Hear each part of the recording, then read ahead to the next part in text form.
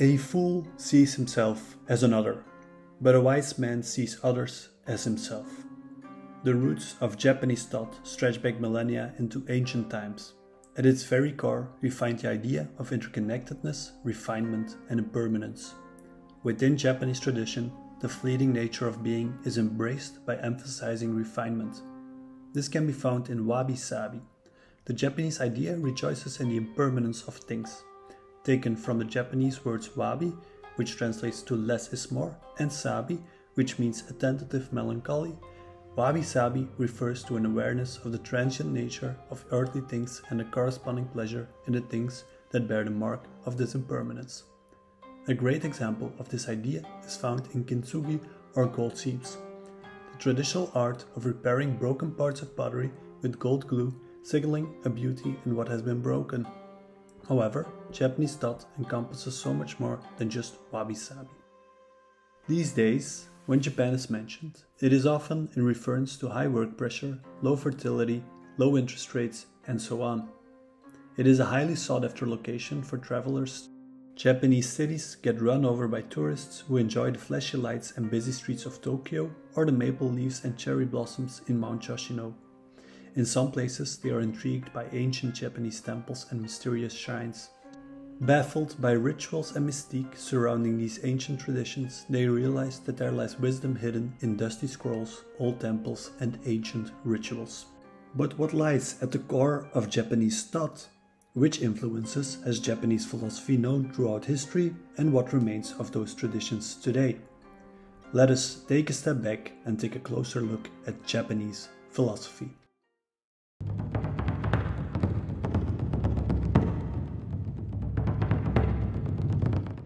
In the West, there has been a surge of interest in Japanese thought, especially Zen Buddhism. However, it's important to recognize that this interest often reflects a distinctly Western perspective on Japanese philosophy and Zen. This Western approach can sometimes overlook the subtleties of Eastern thought, engaging in what is called religious shopping.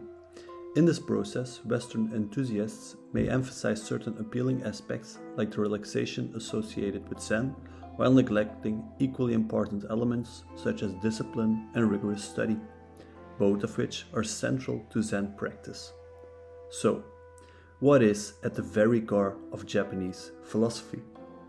Japanese thought has three great influences: Shintoism, Buddhism, and Confucianism. It is not that the Japanese adhere to one of these traditions, but rather, dependent on the occasion or the goal, follow one or the other. One of the great representatives of Japanese Zen Buddhism is Dogen, who meditated in the Hakusan shrine of Shintoism and later built his temple Eheji within the spiritual power field of his temple. It is perfectly normal in Japanese culture to follow Shinto ritual and adhere to Buddhist tradition. In fact, around 69% practice Shintoism in Japan and around 67% is Buddhist. Shintoism is often looked at as a Japanese way of life. Often, Japanese follow birth and wedding rituals from Shintoism, and funeral rituals will be led by a Buddhist priest. To conclude, one could say worship or prayer as a Shinto at a Buddhist temple is acceptable, and worship or prayer as a Buddhist at a Shinto shrine is also acceptable. To fully grasp Japanese philosophy, we will start by addressing Shintoism, then Buddhism, and lastly Confucianism. Join us as we take a closer look at the three main arteries of Japanese thought. I would like to apologize in advance for any mispronunciations. Neither English nor Japanese is my main language, and I draw heavily from written source.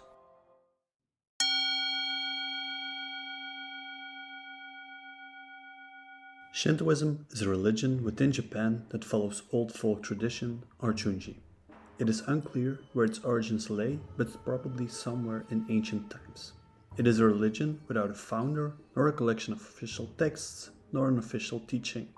It is rather a way that society is kept together through myth and religious practices. Shintoism is said to have received its name in the 6th century. The name is a combination of the Chinese words Shen and the word Tao. Shen means godly being, and Tao means the way. Those who know anything about Eastern thought will automatically recognize the word Tao from Chinese Taoist tradition, yet there is little influence from this tradition on Shinto, and especially not on its name. In Japanese, Shintoism is translated as Kami no Michi, or the way of the Kami. Kami is said to refer to the holy force or spirit that is present in the whole cosmos. It can refer to either a deity or a natural force like wind or even a mountain, and even people can reach kamihood after their death. This means that it's possible that there is both a kami of fire, but also that Mount Fuji is a kami. Kami is the godly force that is present in all things in the cosmos. As the kami is a force that flows within the whole cosmos, there rests the idea in Japanese thought that everyone, and more importantly everything, is inherently good. That is why for Japanese, being served food by a robot, which is sometimes deemed strange by foreigners, is common practice. While many religions focus on the right doctrine, Shinto has a strong focus on the right execution of tradition and rituals to take part in the force of kami. So it's not so much about what you believe as it is about what you do. It is through propagating and actualizing the kami, predecessors, community and nation that one follows Shinto tradition. Through the help of priests, one learns to deal with these forces. Most of Shinto rituals take place in shrines where the kami are worshipped. One common image that is associated with Shintoism is that of the red gate of the torii, which marks the way to such a shrine. It is a sign of the sacred place within the gate. Torii literally means birdstick or rooster beam, referring to the cackling of the rooster at dawn when the sun rises. As the sun refers to the kami Amaterasu, it is again a wink at the sacred place that one enters. Another important visual aspect to these shrines is the shimenawa or hemp rope used for ritual purification of shrines. They refer to the myth of Amaterasu and the rope that was used to save her. A shrine is the resting place of one or more kamis. A great example of this is the Fushimi Inara shrine in Kyoto. This shrine is well known for the many torii that precede it. It is the resting place of the rice god Inari. There is an estimated of 80,000 shrines that are both big and small in Japan. In Shinto, there is no designated day of the week for worship. People visit shrines during festivals for personal spiritual reflection or to make specific requests to the kami, such as seeking good luck for an exam or protection of a family member. Most of the rituals focus on purity and impurity. Yutate Kagura is an example of a ritual of purification, as it quite literally means the immersion in water. Within a wooden bowl, nectar from the land of the kami is stirred by a miko or shrine maiden. A ritual for good health is performed, and after that the purified bamboo can be taken home to sanctify the home. Within Shintoism there are two great myths, one on the origin of Japan and the other on the disappearance of the sun god Amaterasu. We find these myths in the Kojiki and Nihon Shoki. These are both collections of myths which are held as authorities in Japan and are important to understanding a deeper layer of Shintoism. The Kojiki, or Report of Ancient Affairs, is said to have been written by Ono Yoshamaru, which means calm or chill dude, which is just awesome. It is important to note that there is neither a myth on the origin of the world nor a cosmic clash of good and evil within Shinto. During these myths, heaven and earth are already present as kami. It is all too often that we read these stories from a Western point of view and generalize our framework. The myth of Izanagi and Izanami. The couple Izanagi and Izanami were at the origin of the first island of Japan. From their union were born many kami, gods of the natural elements. One day, the kami received a magical jeweled spear and were sent to stand on a floating bridge between heaven and earth. Izanagi dipped the spear into the primordial sea, stirring the waters. As he lifted it out, drops of water fell back into the ocean, forming the very first island, Onogoro Island. An island that no longer exists, though it is thought to have been near Osaka Bay. Izanagi and Izanami descended from the bridge to the new formed island and made their home there. On the island, they built a pillar around which they built a palace. Izanagi and Izanami circled the pillar in opposite directions, and when they met face to face, they united. Their first child was said to have been an ugly, deformed monster which they had to cast away. Thereafter, they figured out the fault in their ritual as Izanami spoke first. The second time they performed their ritual, the island of Japan were born. Many more kami were born from the divine couple, such as the god of air, Kamikaze, which we know from the Second World War. Unfortunately, when the fire kami was born, Izanami burned and died. Izanagi, hurt by the loss of his companion, killed the child in anger. As a result of this fatal act, 8 volcanoes appeared. Izanagi, heartbroken and devastated, could not accept her death. He journeyed into the dark, dreadful realm of Yomi to bring her back. When he finally found Izanami in the underworld, she warned him not to look at her. She could not leave as she had already eaten in the underworld, which is a similar feat to what we hear in the myth of Orpheus. Izanami told Izanagi that he could not look and then they could escape. But overcome with longing, Izanagi lit a torch. To his horror, he saw that she had become a decayed, terrifying figure. Izanami, now furious and humiliated by his betrayal, chased him. Izanagi barely escaped, sealing the entrance to Yomi behind him. In that moment, he realized that he had lost Izanami forever. Heartbroken and exhausted, he purified himself in a river, washing away the defilement of the underworld. Purification in different shrines across Japan are modeled after this story. From Izanagi's purification came new life. As he washed his face, powerful deities were born. From his left eye came Amaterasu, the radiant sun god. From his right eye, Tsukuyomi, the moon god. And from his nose, the storm god, Susannoo. Amaterasu would rule the heavens, Tsukuyomi would rule over the night, and Susanoo over the storm. These 3 would become central figures in Japanese mythology, as the story of Amaterasu and Susanoo is the second great myth of Shintoism.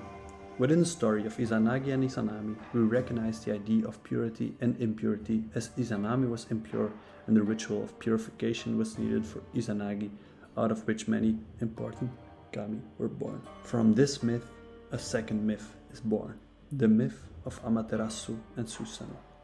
Amaterasu is probably the most worshipped deity in Shinto religion. Born from the left eye of Izanagi, Amaterasu was sent to the high celestial planes by Izanagi in order to reign there.